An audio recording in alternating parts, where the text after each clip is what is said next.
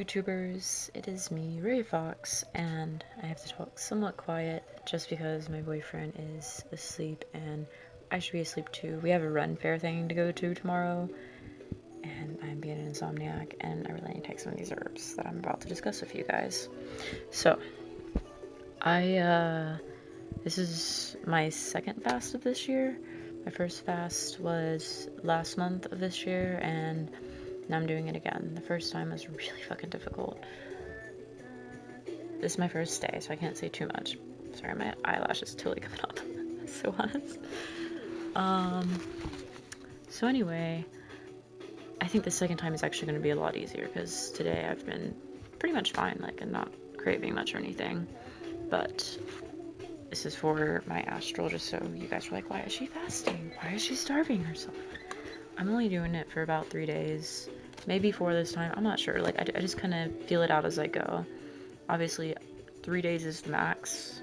If you want to go further, go further. And fasting is not for everyone. I don't really recommend the water fast, but maybe for some people it would be. But for me, it's not.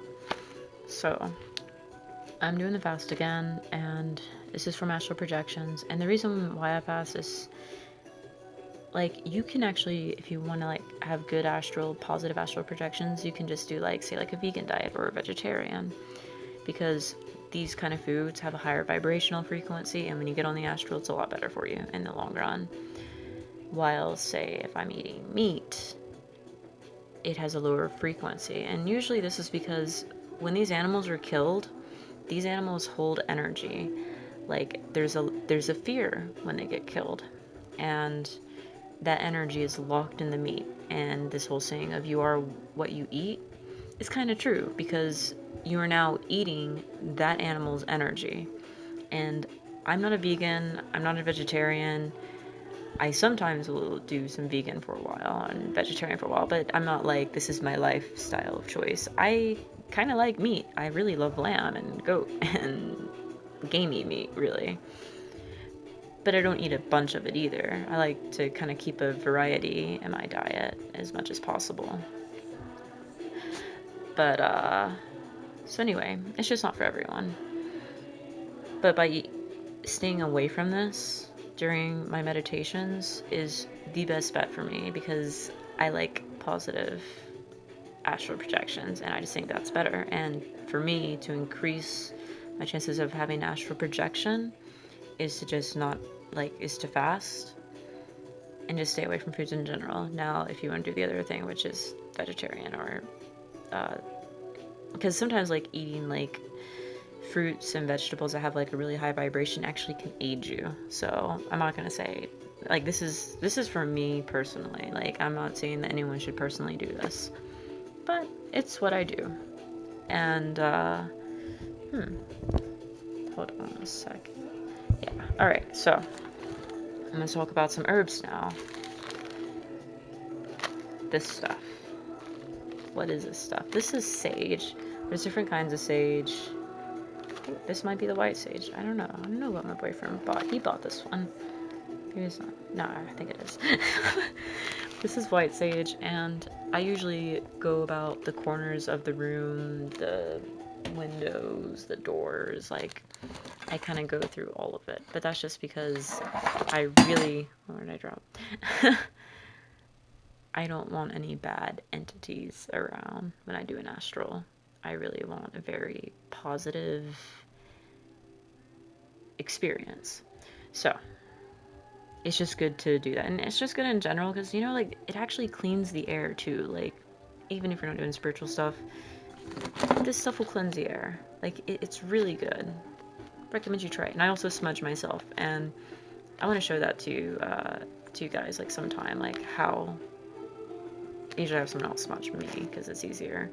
But pretty much they go dot, dot, dot, and then it's like I'm in, like, a circle on the floor, and then that circle, I step out of it, and then the circle is lifted and tied up like a bag and thrown outside. So that's kind of how I do a smudge thing. Next thing I want to talk about, different herbs to aid in astral and lucids and whatever. So first one I got a bunch of ones over here. Mugwort. Why mugwort? So, mugwort can be taken several different ways. It can be made as a tea. It can be smoked. Yes, it can be smoked. I kind of do both. And with most of these herbs, I'm pretty sure all of them that I have, yeah, all these I could probably do it. You can make tinctures, and I've never made any. I'm going to start looking up some because whenever I do all this, because I make teas, it's a lot to drink, and I don't want to have to, like, go into a meditation thinking, oh my god, I need to pee, or before I go to bed trying to do an astral and be like, oh my god, I really need to pee. You know what I mean? Like, it kind of sucks because then I'm having to, like, sit on, like, go to the bathroom several times and be like, okay, is my bladder empty? Is it empty? Because I don't want to have to, like, be thinking about that. I need to focus on the meditation and, you know, doing the astral etheric dozen. So, if you can make tinctures out of these, do so, because the less you have to drink, the better off you are when you're doing these practices. So, the mugwort. This is 30 minutes before going to bed. I had to write some notes because there's a lot to take in. And this stuff right here is called 5-HTP. It is in the weight loss section. I want to make sure to lose weight. I don't need to lose weight, but I used to take this when I was doing some MDMA because my friend would be like, oh, it was to make you, like, not feel shitty afterward. Apparently it helps with, like, serotonin. I never really feel shitty after doing MDMA. I don't know why. People are like, oh, I feel depressed, and it's not because you deplete yourself with serotonin, but I don't know. I don't feel like that ever. But I don't also do it a shit ton. Like, my friend was kind of, like, doing it a shit ton, so probably why she was always drained, and she took this. But I learned that this combined with mugwort is very beneficial, because what happens is this helps, like, activates and creates, like, a REM, like, rebound effect where, like, now your, like, REM cycles are, like, lengthened. So this will definitely help when taken with mugwort 30 minutes before bed. Just, like, pop one of these, and it won't keep you awake. If it does, I mean, I don't know, it's in your head or something. Take something that helps you sleep, and I'm going to explain that to you later. So 5-HTP, the mugwort together. Next is patchouli. Patchouli is actually good for sex because it's an aphrodisiac. But it is a sedative, and it is great for your hair and teeth. Like, it improves, like, your hair growth and keeping your hair follicles, and also improves the hold of the gum around the teeth. So that's just one thing. And it has a kind of and when you intake it through tea, it's very different. So that's why I mean, tinctures might be better than actually having to drink a full tea and then taste like perfume or like dirt. Because one of these does kind of taste like dirt. Go-to cola. What is go-to cola? I love go-to cola. This is one of the ones I like to take. This is helpful with depression, anxiety, Alzheimer's, varicose veins, blood clots. It is a mild sedative, and, of course, the astral and lucid dreaming. Because, and even if it's not even astral or lucid dreaming, you are going to have, like, very intense dreams usually the next day, and you're like, what just happened? Those are, like, some really vivid dreams. Although if you don't remember your dreams and you take go-to cola, you might want to take an herb that'll help you remember your dreams. Unfortunately, I don't remember what herb to take, because I always remember my dreams.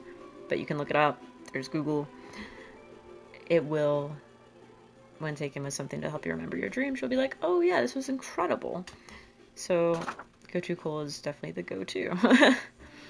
Oh, and just a warning with the go-to cola, how it does help with varicose veins and blood clots. Do not take it with blood thinners unless directed by your doctor or something. That's something you need to talk about. So just a warning, just putting it out there. Because before you take any of these herbs, please, like, look up into the herbs. Like, actually do some research, understand whatever issues you have. I don't have any, like, issues that I know of. I obviously am allergic to Jagua ink, but that's not going to affect us. So if you have any issues, you need to, like, look into that prior to taking a herb, so that way there's no complications. But most herbs are really great for you, like, amazing. I'm gonna have to turn this into a 2-part video. I'm so sorry. Peace, love, fuck, and if you want to know more, I have a few more of these herbs that I want to explain really fast, so